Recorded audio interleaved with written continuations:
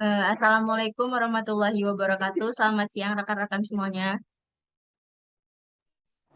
Waalaikumsalam warahmatullahi Waalaikumsalam wabarakatuh. warahmatullahi Selamat siang. wabarakatuh. Siang kembali. Eh, Baik, di sini kami dari kelompok 8 akan mendiskusikan materi mengenai model-model pembelajaran. Di mana anggota dari kelompok 8 yaitu yang pertama ada Nirvana Rehan Yogatama, yang kedua ada Intan Duyanti, yang ketiga ada Rara Fira Nurila, dan saya sendiri yaitu Adelia Oktaviani. Baiklah, untuk mengefisiensikan waktu di sini, kami akan langsung mendiskusikan terkait model-model pembelajaran, dimulai dari pengertian model-model pembelajaran yang akan disampaikan oleh Rara Fira Nurila. Kepada Rara, saya persilahkan. Baik, terima kasih. Di sini materinya yang pertama adalah model-model pembelajaran. Model ini diartikan sebagai kerangka konseptual yang digunakan sebagai pedoman atau acuan dalam melakukan suatu kegiatan. Menurut Booth dan Travers. Dari pengertian tersebut, para ahli pendidikan memberikan pengertian tentang model pembelajaran. Yang pertama adalah model pembelajaran kerangka konseptual yang melukiskan prosedur yang sistematis dalam mengorganisasikan pengalaman belajar serta peserta didik untuk mencapai tujuan belajar tertentu dan berfungsi sebagai pedoman bagi perancang pembelajaran dan guru dalam merencanakan dan melaksanakan aktivitas belajar mengajar. Yang kedua yaitu secara luas, Joyce dan Will mengemukakan bahwa model pembelajaran merupakan deskripsi dari lingkungan belajar yang menggambarkan perencanaan kurikulum, kursus-kursus, rancangan unit pembelajaran, perlengkapan belajar, buku-buku belajar, program multimedia, dan bantuan belajar melalui program komputer. Dari pengertian di atas, apakah dari teman-teman sekalian pendapat? Izin masuk. Jadi menurut saya pembelajaran itu adalah suatu perencanaan atau suatu pola yang digunakan sebagai pedoman dalam merencanakan pembelajaran. Oke, apa ada lagi yang ingin mengemukakan pendapatnya?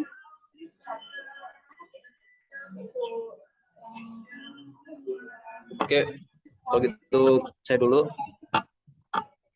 Model pembelajaran ya, jadi garis besarnya itu seperti cara guru atau pengajar untuk mengajarinya itu ada beberapa metode dan cara tertentu gitu, ada caranya semuanya. Gitu aja sih. Oke, baik. Kalau menurut saya, mungkin dari Adel apa ada? Izin menyampaikan pendapat. Menurut saya model pembelajaran itu sebuah rangkaian semua unsur dimulai dari pendekatan, strategi, metode, teknik, dan juga taktik pembelajarannya. Mungkin begitu yang dapat saya sampaikan. Oke, baik. Mungkin kesimpulannya model pembelajaran ini adalah bagaimana cara guru untuk menyampaikan materi pembelajaran kepada siswa-siswanya. Mungkin untuk materi selanjutnya boleh dilanjutkan. Baik, terima kasih Rara atas penyampaiannya mengenai pengertian model-model pembelajaran. Untuk selanjutnya kita akan membahas mengenai model-model pembelajaran yang inovatif. Yang pertama yaitu ada pembelajaran kontekstual yang akan disampaikan oleh Nirvana Rehan Yogatama. Kepada Nirvana saya persilakan.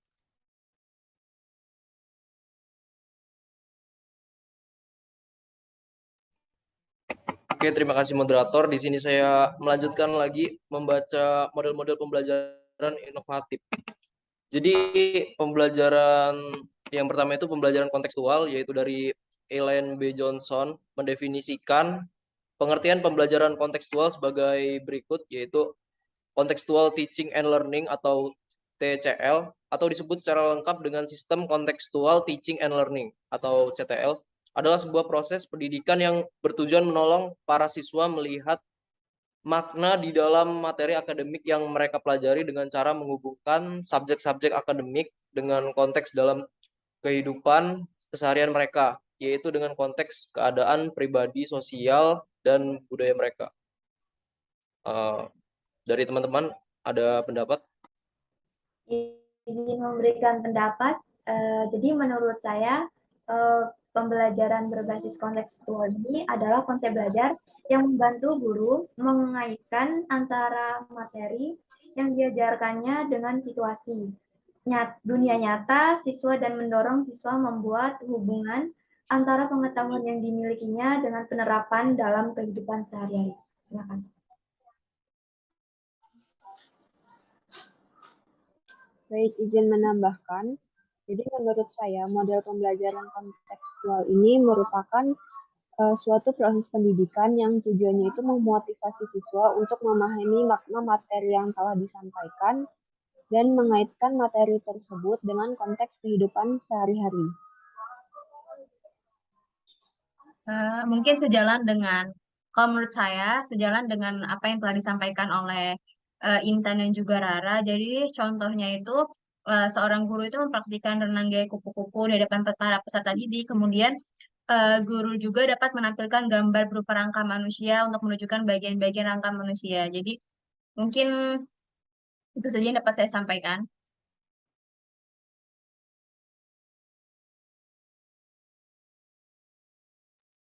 Oke, Ya, mungkin tambahan dari saya berarti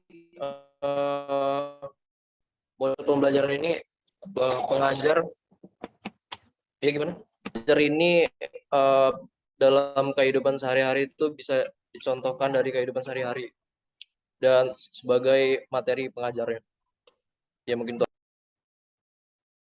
Oke, baik. Terima kasih Rehan atas pemaparannya mengenai pembelajaran kontekstual. Untuk selanjutnya yaitu mengenai pembelajaran kooperatif yang akan saya sampaikan. Oke. Jadi pembelajaran kooperatif di sini ialah suatu pengajaran yang melibatkan siswa untuk bekerja dalam kelompok-kelompok untuk menetapkan tujuan bersama. Yang menurut Valdar, kemudian menurut Wahyuni menyebutkan bahwa pembelajaran kooperatif merupakan strategi pembelajaran dengan cara menempatkan siswa dalam kelompok kecil yang memiliki kemampuan berbeda. Kalau apa ya, sepenangkap saya menangkapnya bahwa pembelajaran kooperatif ini seperti kerja kelompok begitu. Kalau menurut rekan-rekan sendiri bagaimana?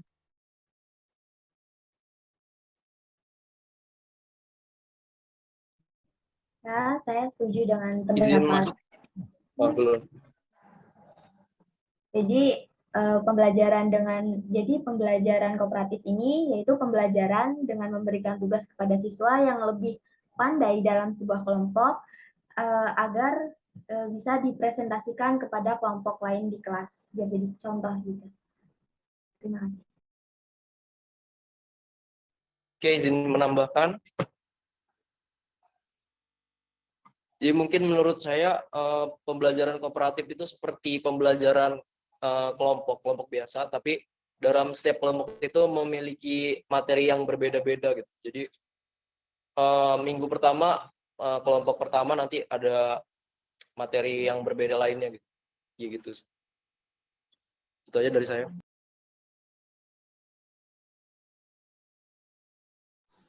Oke, saya izin menambahkan. Jadi kalau untuk pembelajaran kooperatif ini kan dengan cara berkelompok. Nah, jadi saat berkelompok itu siswa itu juga belajar tentang cara menghargai pendapat, habis itu memberikan kesempatan kepada orang lain untuk menyampaikan pendapatnya. Mungkin itu saja. Baik, terima kasih rekan-rekan atas pendapatnya. Kita akan lanjut ke model-model pembelajaran berikutnya, yaitu pembelajaran kuantum yang akan disampaikan oleh Intan. Kepada Intan, saya persilahkan. Baik, terima kasih moderator. Di sini saya akan melanjutkan materi di atas, yaitu pembelajaran kuantum.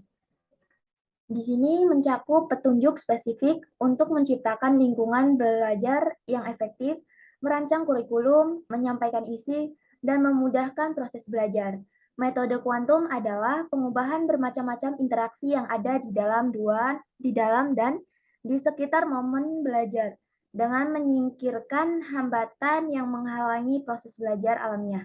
Dengan secara sengaja menggunakan musik, mewarnai lingkungan sekeliling, menyusun bahan pengajaran yang sesuai, cara efektif pembelajaran, dan keterlibatan aktif siswa dan guru menurut Leo Indra Ardiana DKK 2002.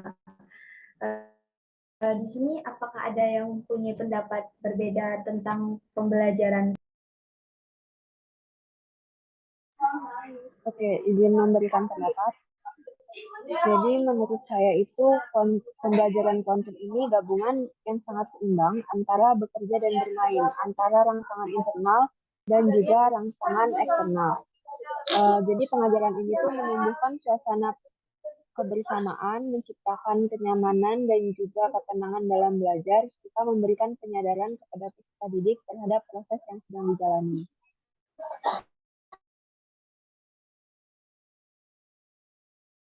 Baik, apakah ada lagi?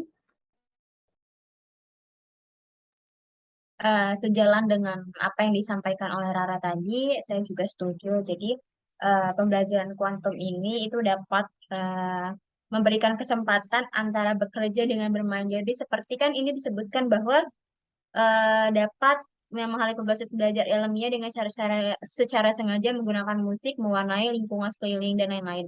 Nah, mungkin dari mewarnai ini kita dapat memahami macam-macam bentuk flora dan fauna dan juga kita dapat menghafal macam-macam warna. Jadi kita dapat belajar dan bermain secara sekaligus gitu.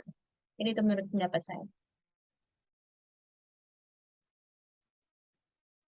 Oke, jadi pendapat saya kalau pembelajaran kuantum ini jadinya pembelajaran ke lingkungan sekitar itu ngambil dari lingkungan sekitar mungkin materinya. Jadi ya gitu seperti musik dan lingkungan sekeliling. Ya mungkin itu aja. Baik, berarti di sini dapat saya simpulkan bahwa pembelajaran kuantum ini adalah gabungan yang sangat seimbang antara bekerja dan bermain, antara rangsangan internal dan eksternal, dan untuk prinsipnya yaitu bahwa sugesti dapat dan pasti mempengaruhi hasil situasi belajar baik secara positif maupun negatif. Baik, terima kasih. Saya kembalikan ke moderator.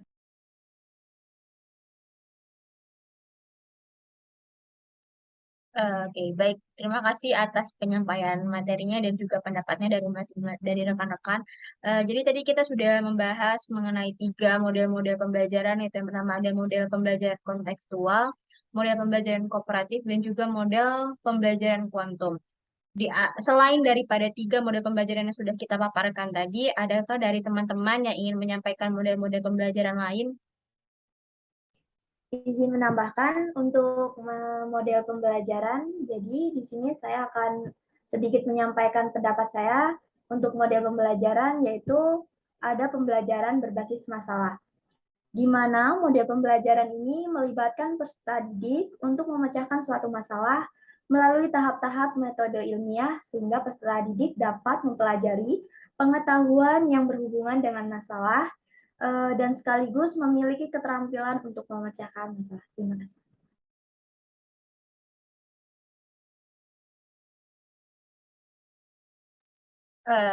Saya ingin bertanya kepada Intan mengenai contoh dari proses pembelajaran berbasis masalah itu seperti apa? Baik, moderator. Jadi untuk contohnya itu adalah guru memberikan pertanyaan agar siswa mampu berpikir kritis untuk memecahkan masalah yang diberikan guru. Terima kasih.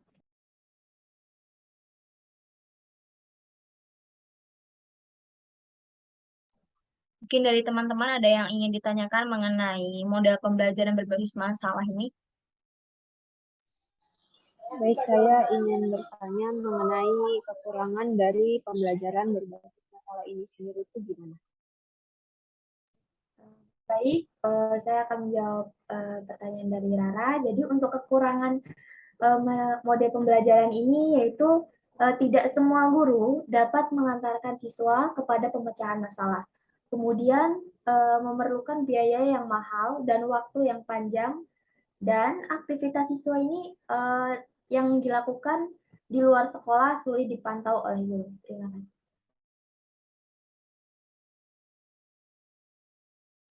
Oke, mungkin itu tadi mengenai model pembelajaran berbasis masalah. Mungkin dari rekan-rekan lain, mungkin dari rekan-rekan lagi ada yang ingin menyampaikan terkait model-model pembelajaran yang didapat dari referensi lain mungkin. Izin menyampaikan ada pembelajaran lain. Jadi ada pembelajaran berbasis project, jadi model pembelajaran yang berpusat pada peserta didik dan memberikan pengalaman belajar yang bermakna bagi peserta didik.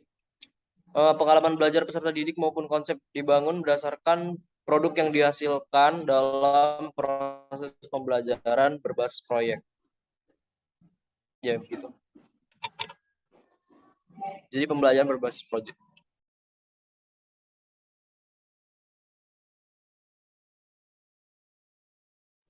Izin bertanya. Untuk contohnya sendiri bagaimana, Rehan? Jadi seperti mata kuliah ANSI misalnya, dalam kelompok itu membuat proyek suatu aplikasi gitu. Kita membutuhkan rancangan apa ya namanya, kayak proposalnya itu dari awal. Jadi berbasis proyek gitu. Ya itu aja. Dan untuk kelebihannya dari model pembelajaran ini apa ya? Oke, kelebihannya ya. Jadi meningkatkan motivasi belajar peserta didik untuk belajar karena berbasis proyek, terus meningkatkan kemampuan memecahkan masalah dari kelompok itu, terus membuat peserta didik menjadi lebih aktif dan berhasil memecahkan masalah, problem-problem dalam kelompoknya. Terus meningkatkan solidaritas dan kolaborasi, terus mendorong peserta didik untuk mengembangkan dan mempraktekkan keterampilan komunikasi mereka. Ya mungkin itu kelebihannya.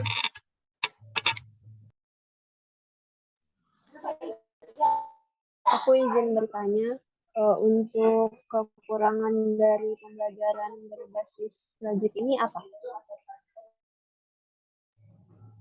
Kekurangannya ya, mungkin memerlukan banyak waktu untuk menyelesaikan masalah dan juga proyeknya ini. Terus mungkin ada biaya yang cukup banyak, terus ada peralatan yang perlu disediain. Lalu peserta didik yang memiliki kelemahan dalam percobaan pengumpulan data, informasi akan mengalami kesulitan. Terus kemungkinan peserta didik kurang aktif dalam kerja kelompok juga bisa. Itu aja kekurangan.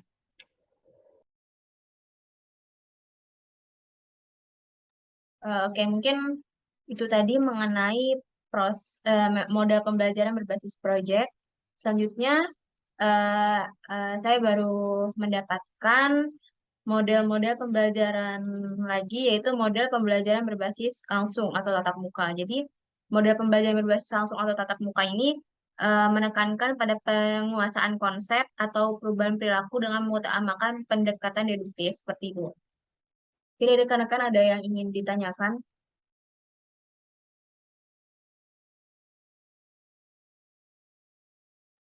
Izin bertanya, jadi untuk kekurangan dari model tersebut itu apa? Kekurangan dari model pembelajaran berbasis langsung atau tatap muka ini, yang pertama, model pembelajaran ini bersandar pada kemampuan siswa untuk mengasimilasi informasi melalui kegiatan mendengarkan, mengamati, dan mencatat. Karena tidak semua siswa itu memiliki keterampilan dalam hal-hal tersebut, guru masih harus mengajarkannya kepada siswa. Terus kemudian dalam model pembelajaran langsung ini juga sulit untuk mengatasi perbedaan dalam hal kemampuan, pengetahuan awal, tingkat pembelajaran dan pemahaman, kemudian gaya belajar atau ketertarikan siswa. Mungkin itu untuk kekurangannya.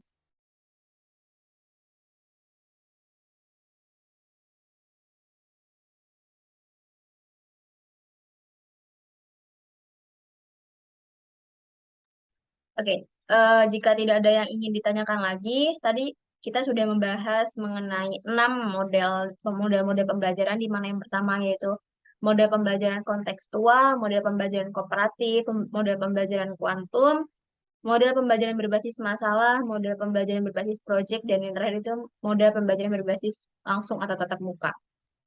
Di antara keenam model pembelajaran yang telah kita paparkan dan telah kita diskusikan, menurut rekan-rekan semuanya, kira-kira yang paling relevan dengan jurusan di SMK itu model pembelajaran yang mana? Kalau menurut saya, model pembelajaran yang relevan dengan pembelajaran kejuruan, yaitu model pembelajaran langsung, di mana pada model pembelajaran langsung ini kita sebagai pendidik dapat mempraktikkan atau mencontohkan terkait materi atau konsepnya. Mungkin izin masih memberikan ada yang ingin menyampaikan. Ya, saya memberikan pendapat bahwa model pembelajaran yang relevan dengan kejuruan itu menurut saya adalah model pembelajaran berbasis proyek. Karena kan kejuruan ini yang paling diutamakan adalah keahlian, dan itu tuh sangat sejalan dengan model pembelajaran proyeknya. Oke, baik. Terima kasih atas jawabannya dari Intan dan Dara. Mungkin dari Nirvana ada yang ingin disampaikan atau tidak? Ya, kalau untuk SMK menurut saya ya berbasis project sih. Karena cocok untuk SMK ini. Sama seperti Rara tadi. Oke. Berdasarkan apa yang telah teman-teman paparkan tadi, saya simpulkan ya bahwa menurut kelompok kita, model pembelajaran yang relevan dengan pembelajaran kejuruan yaitu model pembelajaran langsung dan juga berbasis project. Di mana pada model pembelajaran langsung kita sebagai pendidik dapat mempraktikkan atau mencontohkan terkait materi atau konsep. Kemudian akan diimplementasikan oleh peserta didik ke dalam tugas yang berbentuk project, di mana mereka akan mengembangkan latihan melalui proyek yang dapat dikembangkan sesuai dengan ide kreativitas peserta didik. Oke, mungkin cukup yang dapat kita diskusikan pada kesempatan kali ini. Kurang lebihnya saya mohon maaf apabila ada salah kata, salah ucapan. Saya mohon maaf kepada Allah, saya mohon ampun. Saya akhiri. Wabillahi taufiq wal hidayah. Wassalamualaikum warahmatullahi wabarakatuh. Waalaikumsalam warahmatullahi wabarakatuh. Waalaikumsalam warahmatullahi wabarakatuh.